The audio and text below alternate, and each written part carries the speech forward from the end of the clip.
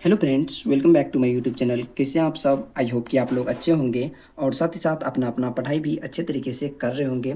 तो दोस्तों, आज से मेरा सीटीपी का पीवाईक्यू सेट स्टार्ट हो रहा है और मैं जो है दोस्तों 2011 से लेकर के 2022 तक का पीवाईक्यू सेट आप लोगों के साथ शेयर करूंगा। तो दोस्तों, आप लोग वीडियो को लाइक करिएगा एंड चैनल को भी सब्सक्राइब कर लीजिएगा। तो दोस्तों, आज से पीवाईक्यू सेट यहाँ से तो दोस्तों आज मेरा सीटीपी में ये सेट नंबर 2 है और ये 2019 का है। और दोस्तों, इससे पहले मैं सीटीपी का सेट नंबर 1 डाल चुका हूँ। यदि आप लोग वो नहीं देखे हैं तो ज़रूर देख लीजिएगा। तो दोस्तों, आज का जो सेट नंबर दूसरा है उसका पहला क्वेश्चन यहाँ से स्टार्ट होगा। तो उससे पहले दोस्तों, यदि आप लोग वीडियो को लाइक नहीं किए तो प्लीज़ वीडियो को लाइक कर देना एंड चैनल को जरूर सब्सक्राइब कर लेना। तो दोस्तों, आज का पहला प्रश्न है भाषा के अर्जन एवं विकास के लिए सर्वाधिक संवेदनशील अवधि कौन सी है? तो सबसे संवेदनशील यानी सबसे संवेदनशील पहली प्राथमिक अवस्था में जो होगा वो प्रारंभिक बाल्यावस्था होगा। तो इसका ऑप्शन नंबर बी बिल्कुल सही हो जाएगा। और उसके बाद दोस्तों, अगला प्रश्न है निम्नलिखित में से कौन सी लॉरेंस कोलबर्ग के द्वारा प्रस्तावित नैतिक विकास की एक अवस्था है? तो नैतिक विकास का अवस्था जो है दोस्तों सामाजिक अनुबंध अभिविन्यास जो है लॉरेंस कोलबर्ग के नैतिक विकास में दिया था। तो इसका ऑप्शन नंबर बी बिल्कुल सही हो जाएगा। और उसके बाद दोस्तों, अगला प्रश्न है कक्षा में परिचर्चा के दौरान एक शिक्षक प्रायः लड़कियों की तुलना में लड़कों पर अधिक ध्यान देता है, यह किसका उदाहरण है? लड़कियों की तुलना में लड़कों पर अधिक ध्यान देता है, तो ये जनरल पक्षपात होगा। तो इसका ऑप्शन नंबर ए बिल्कुल सही हो जाएगा। और उसके बाद दोस्तों, अगला प्रश्न है बच्चों में जेंडर रूढ़िवादिता एवं जेंडर भूमिका अनुरूपता को कम करने के लिए निम्नलिखित में से कौन सी पद्धति प्रभावशाली है? पहला ऑप्शन में जेंडर पक्षपात के बारे में परिचर्चा, जेंडर विशिष्ट भूमिकाओं को महत्व देना, जेंडर पृथक खेल समूह बनाना, जेंडर पृथक बैठने की अवस्था करना। तो इसमें जो जेंडर रूढ़िवादिता जेंडर भूमिका को कम करने के लिए जो है जेंडर पक्ष के बारे में परिचर्चा प्रभावशाली है। तो इसका ऑप्शन नंबर ए बिल्कुल सही हो जाएगा। और उसके बाद दोस्तों, अगला प्रश्न है निम्नलिखित में से किस मनोवैज्ञानिक ने बच्चों को ज्ञान की सक्रिय जिज्ञासु के रूप में देखते हुए उनके चिंतन पर सामाजिक एवं सांस्कृतिक विषय वस्तुओं को प्रभाव को महत्व दिया? सामाजिक एवं सांस्कृतिक विषय वस्तु पर जो ध्यान दिया था दोस्तों वो लेव वाइगोत्स्की ने दिया था। तो इसका ऑप्शन नंबर बी बिल्कुल सही हो जाएगा।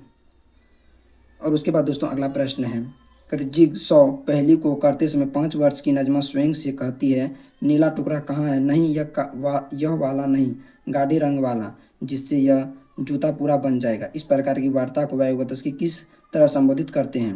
तो पहला ऑप्शन में है व्यक्तिगत वार्ता, जोर से बोलना, पार और आत्मकेंद्रित। तो ये वाइगोत्स्की ने जो है दोस्तों व्यक्तिगत वार्ता के रूप में इसको संबोधित किया था। तो इसका ऑप्शन नंबर ए बिल्कुल सही हो जाएगा।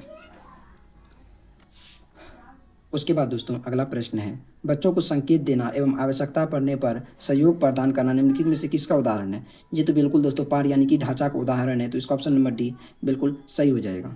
और ये जो है दोस्तों लेव वाइगोत्स्की ने दिया था। और उसके बाद दोस्तों, अगला प्रश्न है निम्नलिखित व्यवहारों में से कौन सा जीन पियाजे द्वारा प्रस्तावित मूर्त संज्ञात्मक अवस्था को विशेषित करता है? पहला ऑप्शन में परिकल्पनिक निगमनात्मक एवं तर्क संज्ञात्मक विचार, और दूसरा ऑप्शन में है संरक्षण कक्षा समावेशन, और तीसरा ऑप्शन में है अस्थायित अनुकरण पदार्थ अस्थायित्व, और चौथा ऑप्शन में प्रतीकात्मक खेल विचारों की अनुकरणीयता। तो इसका जो है दोस्तों ऑप्शन नंबर बी बिल्कुल सही हो जाएगा, संरक्षण कक्षा समावेशन। और उसके बाद दोस्तों, अगला प्रश्न है बच्चे के संज्ञानात्मक विकास के संदर्भ में निम्नलिखित में से कौन सी पियाजे की संरचना है? तो स्कीमा हो जाएगा, क्योंकि पियाजे ने ही जो है स्कीमा दिया था। तो इसका ऑप्शन नंबर ए बिल्कुल सही हो जाएगा। और उसके बाद दोस्तों, अगला प्रश्न है आकलन का प्राथमिक उद्देश्य क्या होना चाहिए? विद्यार्थियों के लिए श्रेणी निश्चित करना, संबंधित अवधारणाओं के बारे में बच्चों की स्पर्श तथा भ्रांतियों को समझना, ये तो बिल्कुल सही बात है। और विद्यार्थियों की प्राप्ति के आधार पर उनको नामांकित करना, उसके अंक के आधार पर नामांकित नहीं करना। तो ये ऑप्शन तो बिल्कुल गलत हो जाएगा। और चौथा ऑप्शन में रिपोर्ट कार्ड में उतरनीय तथा अनुकरणीय अंक करना, ये भी ऑप्शन बिल्कुल गलत हो जाएगा। ऑप्शन में इसका बिल्कुल बी सही हो जाएगा, क्योंकि बच्चों को जो स्पर्श एवं उसके मन में क्या चले उसको जो है समझना है। तो ऑप्शन नंबर बी बिल्कुल सही है।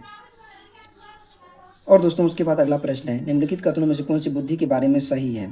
तो बुद्धि जो है दोस्तों बहुआयामी होता है, ये तो आप लोगों को भी पता होता है, तथा ये जटिल योगात्मक का एक समूह है। तो इसका ऑप्शन नंबर डी बिल्कुल सही हो जाएगा।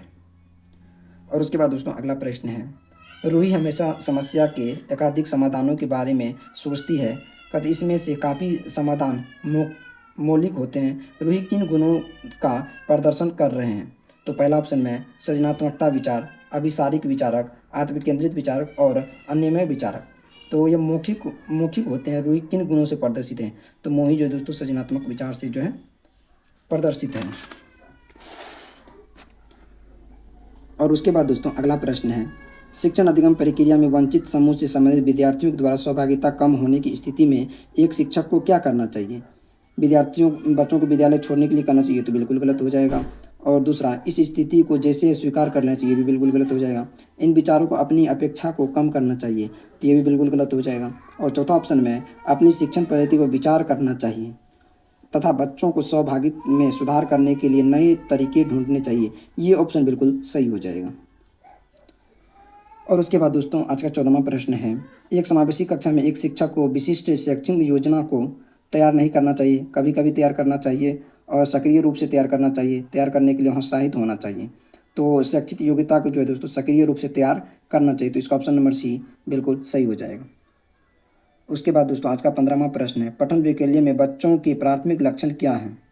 न्यून अवधान विकार, अपसारी चिंतन, पढ़ने में धारा प्रवाह पढ़ने की अक्षमता, एक ही गति विषय कार्य के बारे में दोहराना। तो बच्चों के प्राथमिक लक्षण जो है दोस्तों धारा प्रवाह पढ़ने की अक्षमता होती है, तो इसका ऑप्शन नंबर सी बिल्कुल सही हो जाएगा।